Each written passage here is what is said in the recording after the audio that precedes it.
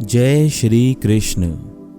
भगवद गीता अध्याय 2, गीता का सार। श्लोक 5। गुरुन् अहत्वा हे महा अनुभवान् श्रेयः भोक्तुं भोक्ष्यम् अपि इह लोके हत्वा अर्थ कामान् तु गुरुन् इह एव भुञ्जीये भोगान् रुधिर प्रदिंगधान। ऐसे महापुरुषों को जो मेरे गुरु हैं उन्हें मारकर जीने की अपेक्षा इस संसार में भीख मांग कर खाना अच्छा है। भले ही वे सांसारिक लाभ के इच्छुक हों, किंतु हैं तो गुरुजन ही।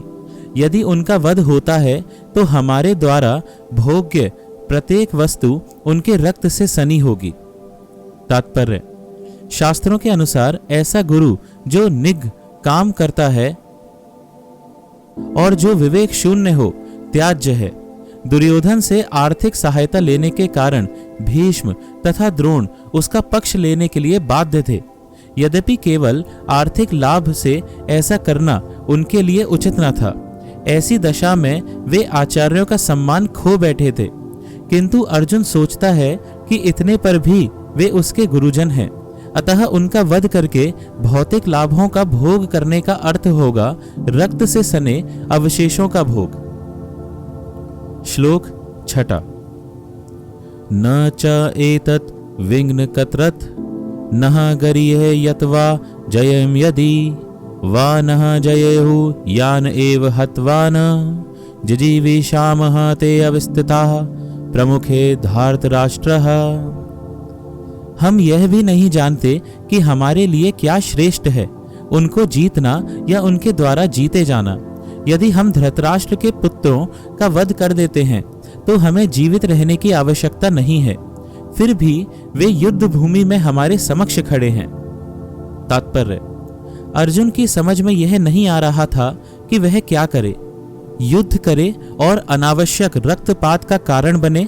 यद्यपि क्षत्रिय होने के नाते युद्ध करना उसका धर्म है, या फिर वह युद्ध से विमुख होकर भीख मांगकर जीवन यापन करे। यदि वह शत्रु को जीतता नहीं तो जीविका का एकमात्र साधन भिक्षा ही रह जाता है। यदि उसकी विजय हो भी जाए, क्योंकि उसका पक्ष न्याय पर है, तो भी यदि धृतराष्ट्र के पुत्र मरते हैं तो उनके बिना रह पाना अत्यंत कठिन हो जाएगा। उस दशा में यह उसकी दूसरे प्रकार की हार होगी। अर्जुन द्वारा व्यक्त इस प्रकार के विचार सिद्ध करते हैं कि वह न केवल भगवान का महान भक्त था, अपितु वह अत्यधिक प्रबुद्ध और अपने मन तथा इंद्रियों पर पूर्ण नियंत्रण रखने वाला था।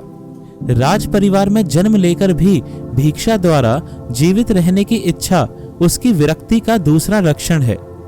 ये सारे गुण तथा अपने आध्यात्मिक गुरु श्री कृष्ण के उपदेशों में उसकी श्रद्धा, ये सब मिलकर सूचित करते हैं कि वह सचमुच पुण्यात्मा था।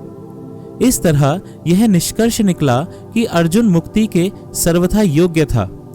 जब तक इंद्रियां संयमित ना हो, ज्ञान के पद तक उठ पाना कठिन है और बिना ज्ञान तथा भक्ति के मुक्ति नहीं होती। अर्जुन अपने भौतिक गुणों के अतिरिक्त इन समस्त दैवी गुणों में भी दक्ष था। जय श्री कृष्ण।